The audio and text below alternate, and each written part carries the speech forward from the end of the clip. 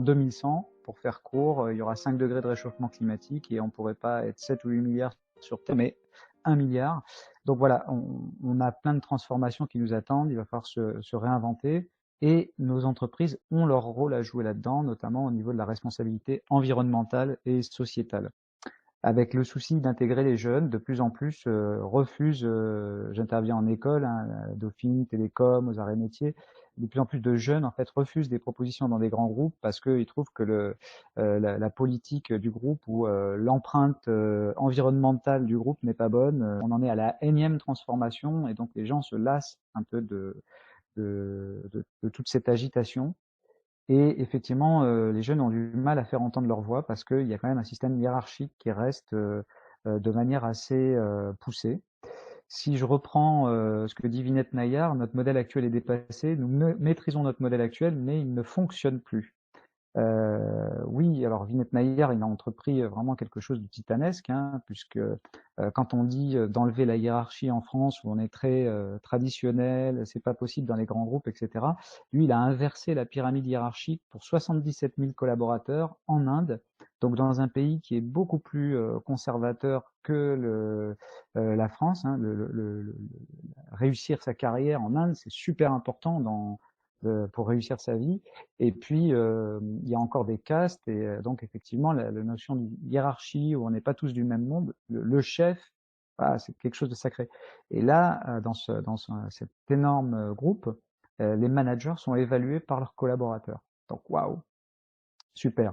Alors c'est vrai s'il y a cette, je dirais, cette initiative, puis il y en a d'autres, clairement, effectivement, on peine dans nos organisations à faire bouger le mammouth. Dans notre vie, nous devons changer, hein, finalement. Si on en croit le regret le plus partagé par les personnes en fin de vie, c'est j'aurais aimé avoir le courage de vivre la vie que je voulais vraiment, pas celle que les autres attendaient de moi. Oui, donc ça fait déjà depuis quelques années que le premier critère de réussite professionnelle, c'est est-ce que mon job me permet d'avoir un bon équilibre avec ma vie personnelle? Et ça, devant la reconnaissance et devant la rémunération. Donc, beaucoup de gens ont compris qu'effectivement, c'était important, non pas de réussir juste son travail, mais de réussir voilà, un équilibre avec une vie de famille heureuse. Et 89% des gens veulent agir selon leurs valeurs pour améliorer notre société. Donc, il y a vraiment une quête de sens. Pourtant, effectivement, malgré tout ça, il y a quand même 47% des gens hein, qui estiment passer à côté de leur vie. C'est le résultat d'une étude TNS Sofres qui a été relayée dans l'Express sur Europe 1. Voilà, donc au programme, on va voir, mais qu'est-ce qui se passe, quoi? Finalement, tout le monde sait qu'on doit changer, et qu'est-ce qui fait qu'on n'y arrive pas? Donc les 3 freins essentiels que je vous propose, et je vais vous proposer 6 leviers. Ensuite, je vous proposerai de changer en 3D pour éviter le flop, donc je vous dirai ce que c'est. Et je vais vous partager la méthode Béatitude, donc c'est un parcours d'accompagnement inter-entreprise, justement pour les acteurs un brin idéalistes qui veulent faire leur part. Donc je vous présenterai ces 4 piliers de cette méthode. Juste avant, ben, qui je suis, ma maman disait que j'étais un pitre, que j'aimais bien faire qu'il y ait une bonne ambiance à la maison, en famille, et donc j'aimais bien voilà, qu'il y ait une discussion conviviale. Quand il y avait des fêtes de famille, je descendais la chaîne pour mettre un peu de musique, parce que je trouvais que c'était plus intéressant. Et puis, bah, j'ai expérimenté l'intelligence collective en groupe, avec comment dire, avec d'autres musiciens. Je trouve que le groupe, c'est vraiment là où j'ai eu. Ce qui était important, c'est cette question de réussite partagée. Hein.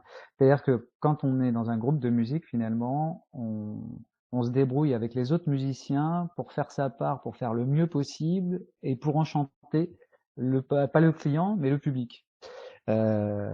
Et donc c'est là d'où est venu ce nom là, de réussite partagée. Et puis c'est aussi dans cet esprit que j'ai animé mes projets, c'est que chacun puisse voilà, faire sa place, utiliser sa part, utiliser ses talents. Ce blog réussite partagée, donc j'ai démarré à 6 ans et qui m'a permis de faire ma part en contribuant à organiser des événements autour du travailler ensemble autrement, donc réunir plusieurs centaines de personnes pour Frédéric Laloux, pour Jean-François Zobrist, également monter des ateliers interentreprises, voilà, avec des apéros libérateurs hein, depuis quelques années, qui permettent effectivement de, voilà, de se ressourcer, de se redonner de l'énergie. Et tout ça, bah, ça a été possible grâce à quoi? Grâce à la gestion de projet. J'ai été consultant, chef de projet en interne dans différents grands groupes. Donc j'ai fait beaucoup de management transversal non hiérarchique.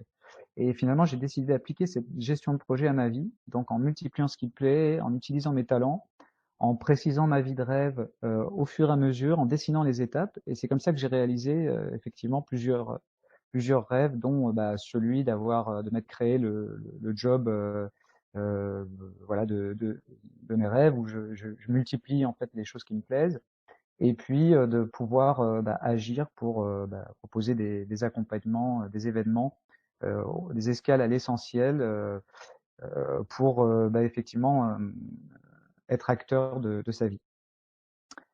Alors, pourquoi je vous partage cette conférence? Parce que c'est complètement en fait dans ma raison d'être, hein, c'est proposer des escales à l'essentiel pour nous permettre de jouer notre partition. Les 3 freins au changement essentiel et leurs 6 leviers. Le premier frein, c'est la notion d'inconscient collectif. Alors je pense que c'est un frein qui parle à tout le monde, hein, c'est que à la maternelle, on a le droit, enfin tout le monde parle en même temps, etc. Puis dès le CP, on apprend à faire attention à lever la main, et puis de plus en plus à ne pas lever la main, parce que si jamais on se trompe, on se moque de nous et ça fait pas du bien, et puis on n'a pas envie de se retrouver tout seul à la cour de récré. Et ce principe-là, finalement, on va l'appliquer un peu partout dans notre vie, c'est-à-dire qu'on a envie de passer notre vie à dessiner, mais finalement, on va quand même prendre plutôt une formation connue, un métier reconnu. Euh, Même chose, on va réfléchir sur la vie de couple, on va réfléchir sur sa vie professionnelle, et le curseur entre faire ce en quoi je crois et être bien noté, eh bien, on est plus éduqué à faire être bien noté, hein, par rapport à l'école notamment. L'inconscient collectif, c'est pas un souci en soi, c'est un accélérateur parce que ça développe nos capacités d'adaptation, c'est-à-dire que dans n'importe quel environnement où je vais arriver, bah, ça va être génial parce que je vais savoir exactement comment m'adapter en peu de temps, même si je suis pas expert. Donc ça, c'est top. Le problème, c'est de faire de l'inconscient collectif tout le temps, toute sa vie.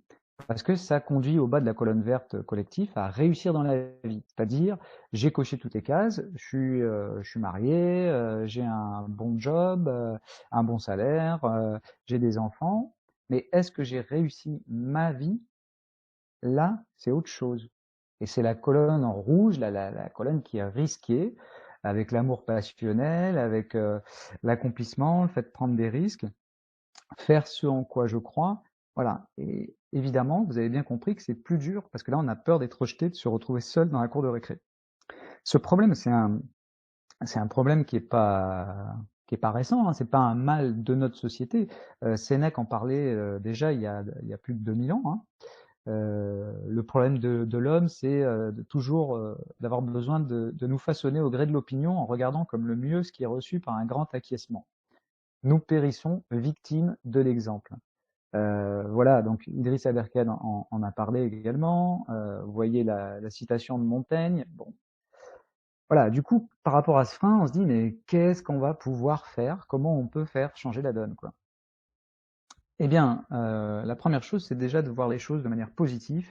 Et finalement, c'est le fait que c'est plutôt une opportunité, cet inconscient collectif. C'est-à-dire que si on veut convaincre un certain nombre de personnes pour aller dans une transformation, pour faire leur part sur quelque chose, il n'y a besoin que de 20% d'adhésion. On a besoin de convaincre que 20% des personnes ou de faire adhérer 20% des personnes. Tout le monde peut propulser le changement, donc ça aussi c'est une bonne nouvelle. Hein. Ça peut être un PDG, c'est mieux si c'est le PDG, mais ça peut être aussi un employé. Par exemple, c'est un ouvrier chez Harley Davidson qui a eu l'idée de créer le club de motards, et du coup ça a aidé à relever l'entreprise. Chez GRDF, il y a voilà, un collaborateur qui a proposé, qui a envoyé à son directeur une BD sur l'holacratie, hein, une forme de gouvernance en cercle, et finalement toute la direction est passée sur l'holacratie. Toutes ces initiatives vérifient la phrase de Margaret Mead, souvenez-vous qu'un groupe d'individus conscients et engagés peut changer le monde. C'est même la seule chose qui soit toujours qui se soit toujours produite. Et voilà, cette phrase accompagne nos ateliers interentreprises depuis des années.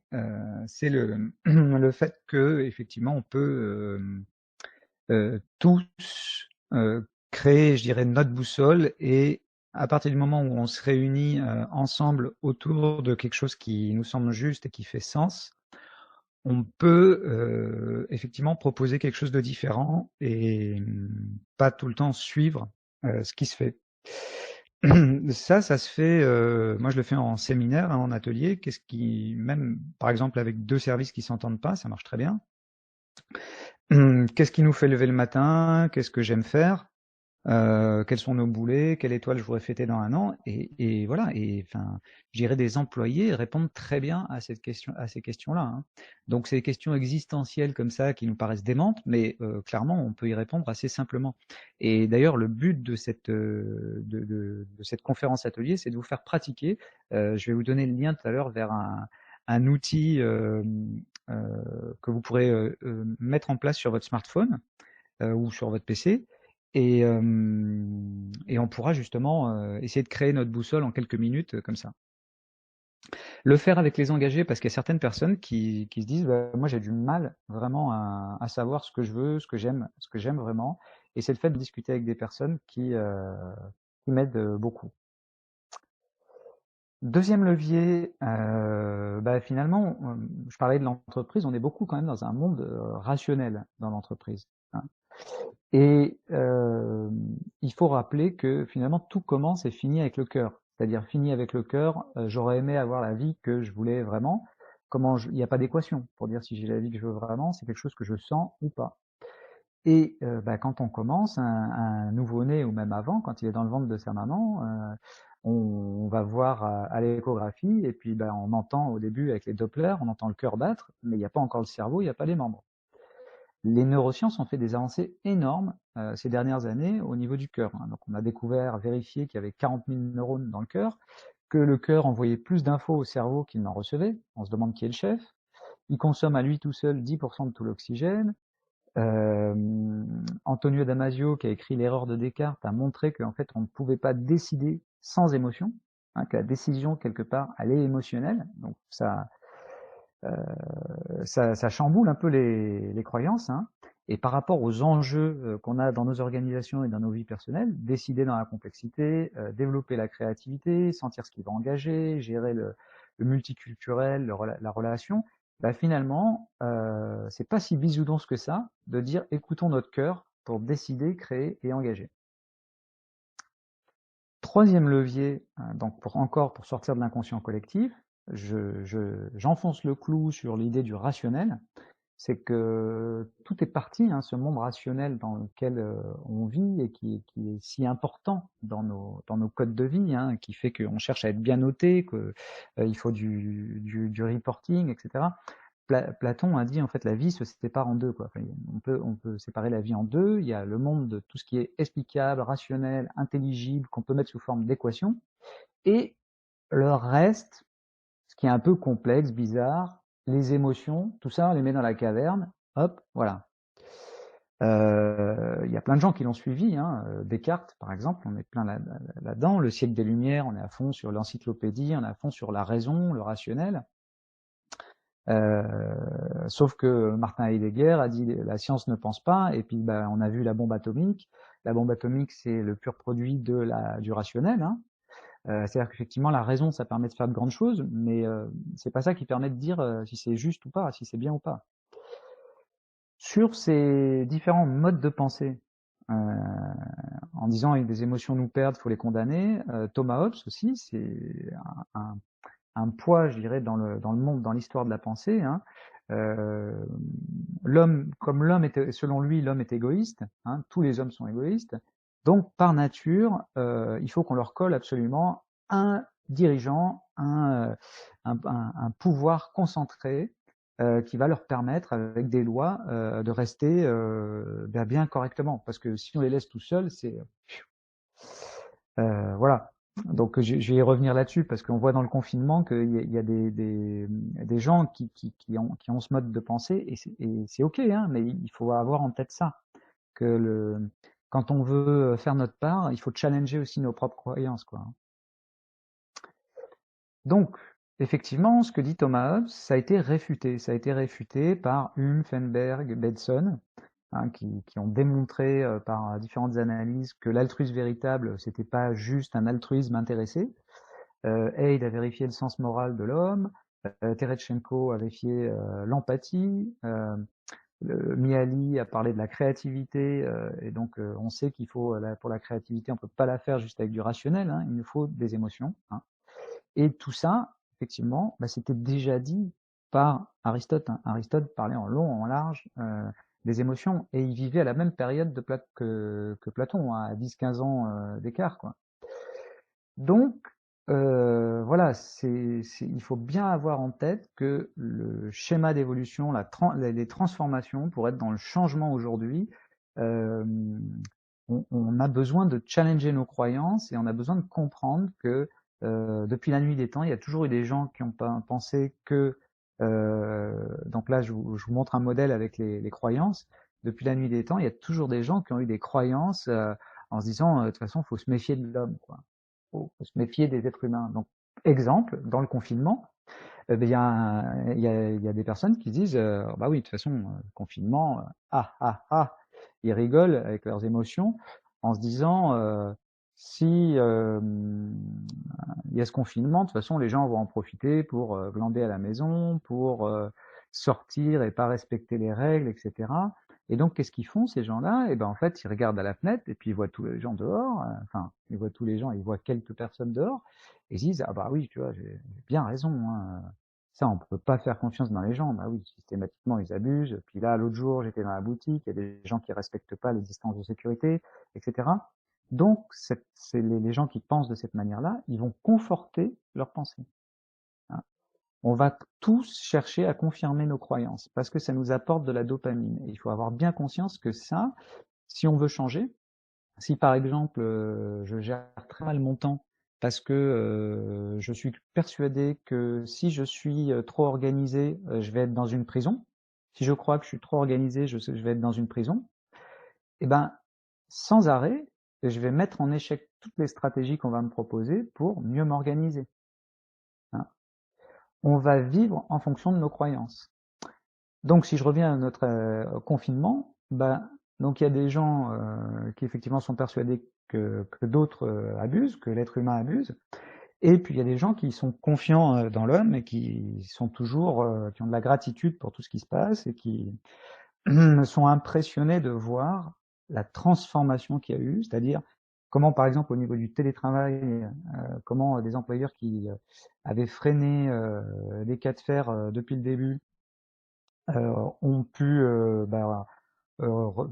complètement libérer le télétravail, comment finalement majoritairement les gens jouent le jeu du confinement. Donc voilà, attention à nos croyances pour incarner le changement. Le deuxième frein, c'est finalement que nous ne savons pas par quoi commencer, hein, pour changer. En fait, on est pétri de doutes et de peur sur notre capacité à changer, sur notre capacité à avoir à être mieux. Parce qu'on a toujours été dans ces questions, est-ce qu'on n'en demande pas trop ou pas assez, hein? Comme on est toujours à suivre l'inconscient collectif, suivre ce qui se fait ou pas, c'est compliqué parce qu'on n'est pas trop relié à nous finalement, qu'est-ce qui nous semble juste, quoi.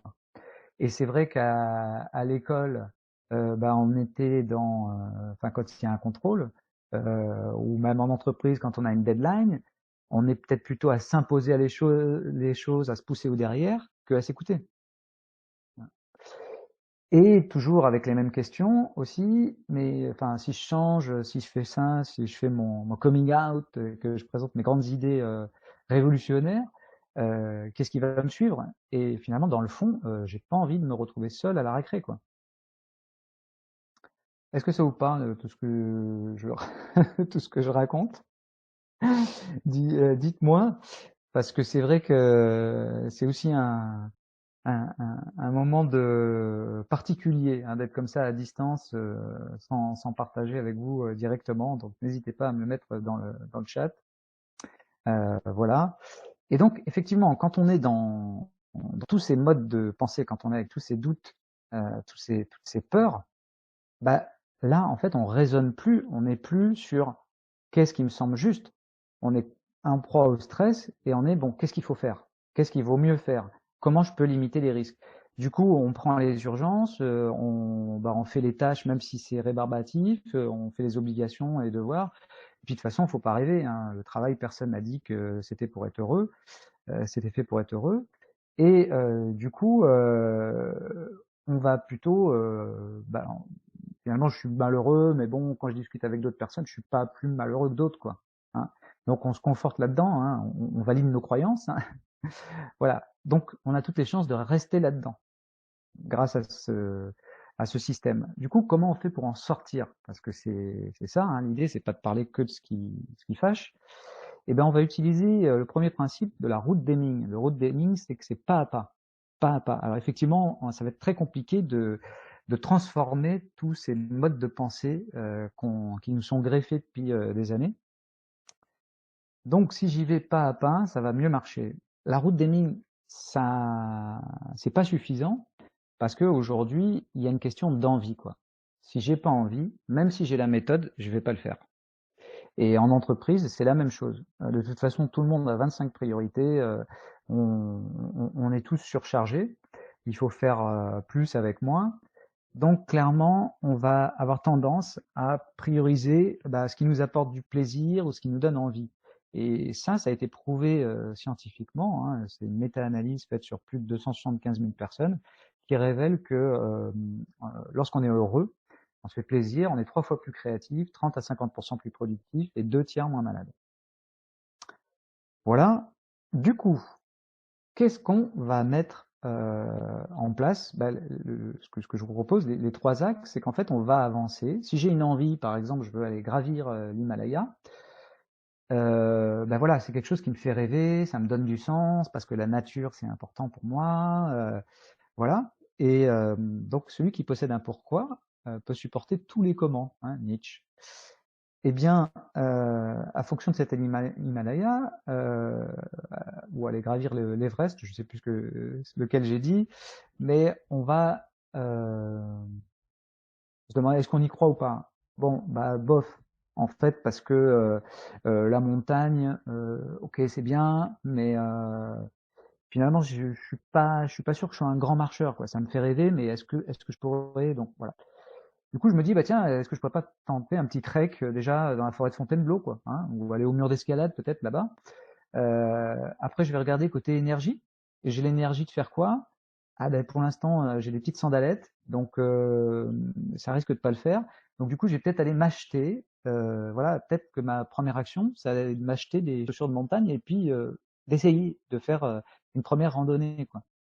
Et puis du coup, je vais faire cette première randonnée. Et puis, une fois que j'ai fait cette première randonnée, waouh, c'était super, au contact de la nature, etc. Du coup, ouais, je vais avoir envie encore plus, je dirais, d'aller faire mon trek ailleurs, et puis ainsi de suite, jusqu'à gravir l'Everest, quoi. L'idée de tout ça, c'est qu'effectivement, c'est d'avancer petit à petit, pas à pas, toujours en gardant des choses qui nous font plaisir ou toujours des choses qui nous rendent heureuses. C'est d'être dans le flow, hein, le concept de Miali. Voilà, c'est un moment où on voit pas le temps passer. Alors vous allez me dire, oui, mais moi je peux pas, j'ai pas le temps. Donc du coup, le premier outil, c'est les petits bonheurs. Je veux dire, prendre 5 minutes pour faire des mots croisés, boire son café à la fenêtre, en ouvrant la fenêtre pour profiter du soleil, appeler une amie ou déjeuner avec une amie, ben voilà, ça c'est des choses qu'on peut faire. Et puis un ami qui était proche du burn-out me dit, enfin voilà, je suis allé voir un coach et le coach lui a dit, mais finalement, attendez, vous êtes tout le temps dans le speed au travail et également avec votre famille. Finalement, quand est-ce que vous prenez un moment pour vous? Et c'est en utilisant ces petits bonheurs qu'il a réussi à remonter la pente, quoi. Hein, donc c'est voilà. Donc ne pas sous-estimer cette notion de petit bonheur. L'autre élément, c'est finalement on a besoin de doper sa confiance en soi. Ben on peut le faire. Il y a des gens qui sont pas capables de retenir, qui n'arrivent pas à retenir ce qu'ils ont fait de bien. Hein. Donc du coup, il n'y a rien de tel que de le noter, quoi. Et quand ça va pas, du coup, je peux faire un tour dans mon sac de puces. Donc voilà.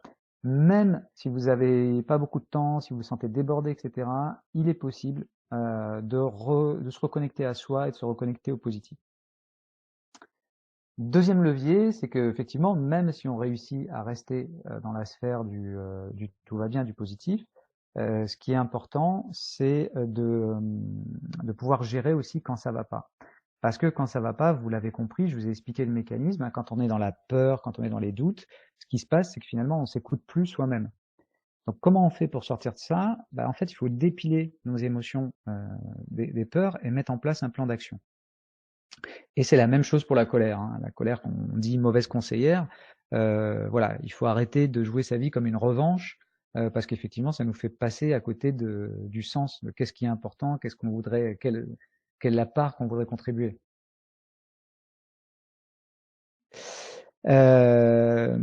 Voilà, le troisième frein, c'est finalement notre quotidien. Est-ce que dans notre quotidien, on n'est pas majoritairement sur les urgences? Et même dans nos projets professionnels, finalement, on n'a pas de temps pour les projets professionnels parce qu'on est tout le temps dans les urgences.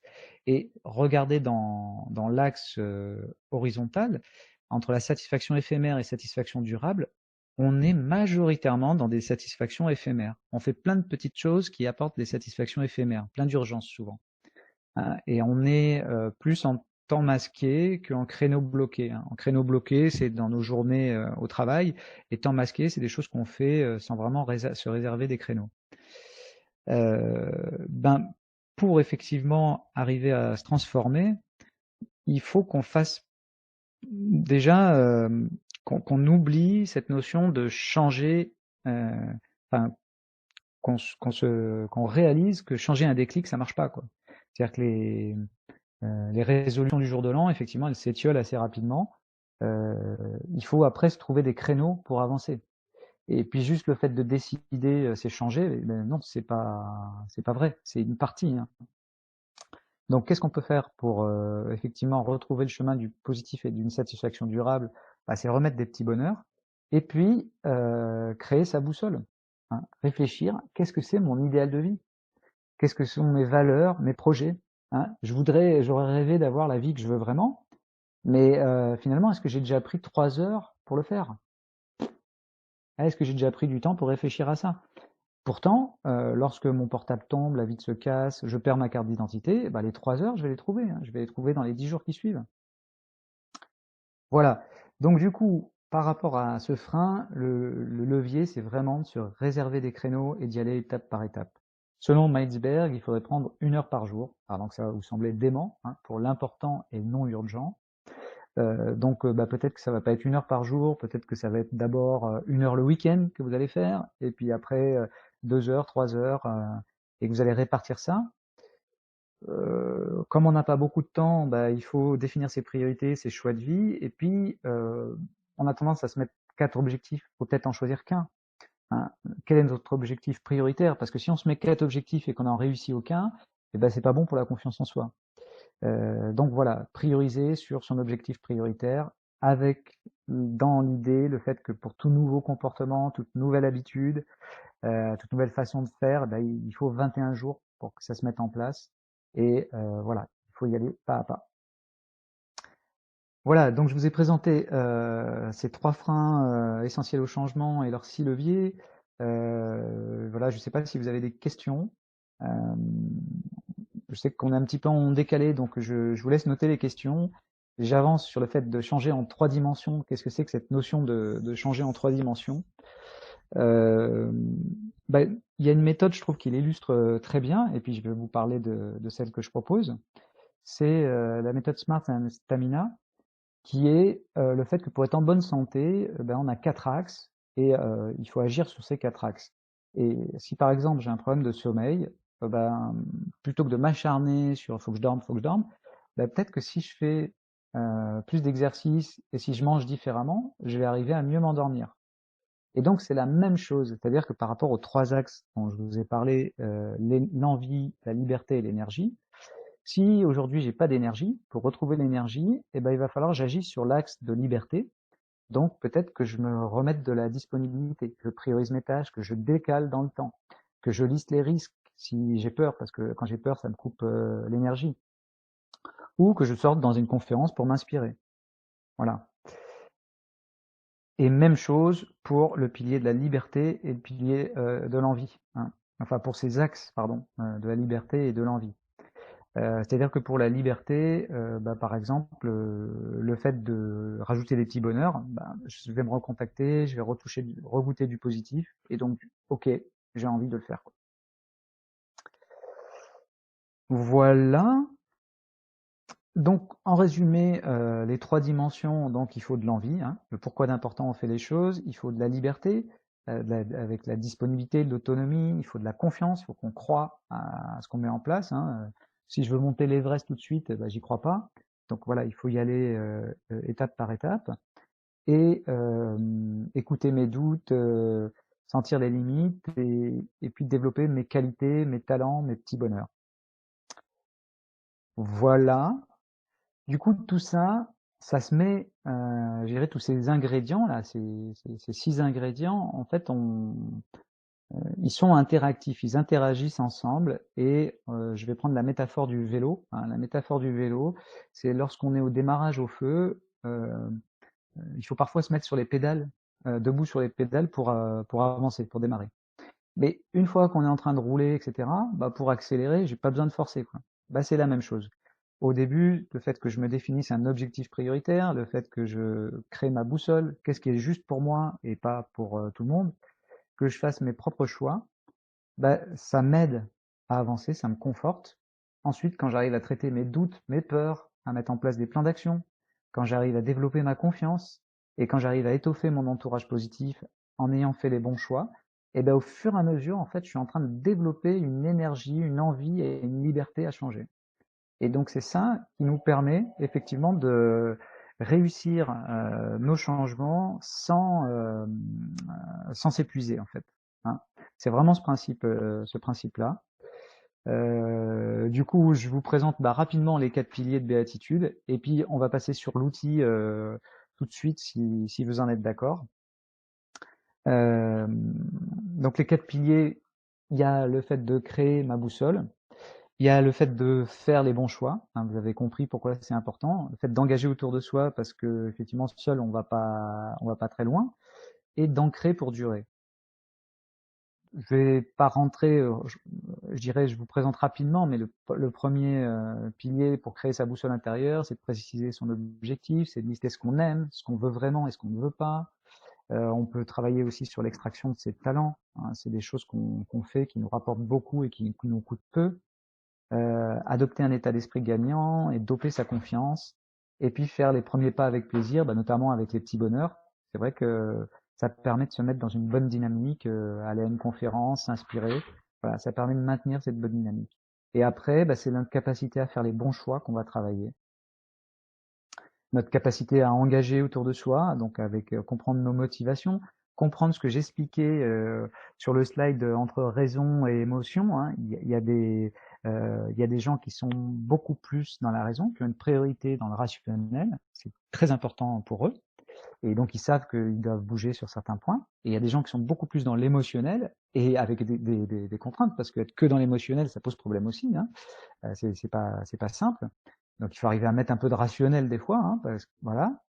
Mais c'est important de comprendre que en fait, on vient de mondes différents au départ, et donc que quand on veut travailler, faire engager autour de soi, c'est bien comprendre ça. Hein. Ancrer le changement pour durer, ça c'est important parce que vous avez bien compris qu'on est sur des changements qui touchent plutôt à la raison, non pas à la raison, mais qui touchent plutôt au cœur, à l'émotionnel et au fait de sentir les choses. Donc on est sur des choses qui sont moins cartésiennes. On n'a pas vraiment de méthodologie, un planning, on n'a pas des chiffres très établis sur en combien de temps on va arriver. C'est comme soyez créatif, vous avez 2 heures. C'est compliqué, ça marche pas quoi. Hein. Donc ça veut dire qu'il faut se débrouiller pour garder la foi. Garder la foi, c'est ça, c'est au niveau du cœur, c'est continuer à y croire dans la durée. Et ça, il y a un tas d'arguments, un tas d'ingrédients qui permettent de le faire. Hein, et c'est notamment ces ingrédients dont je vous ai parlé et qui figurent dans le programme Béatitude. Voilà, donc premier ingrédient, ma boussole, mon objectif, mes doutes, mes peurs, mes colères, voilà, le fait de gérer ça, le fait de gérer ma confiance, mes limites, le fait de faire les bons choix, le fait d'avoir un entourage qui me donne de l'énergie. Voilà, c'est des choses qui sont très importantes. Voilà, enfin, toutes les tâches que je dois faire, hop, j'enregistre et puis ça apparaît ici dans mon application. Donc voilà, le principe de cette application, c'est effectivement l'idée d'être un compagnon de vie. Voilà. Et faites bonne utilisation de cette appli. Au revoir.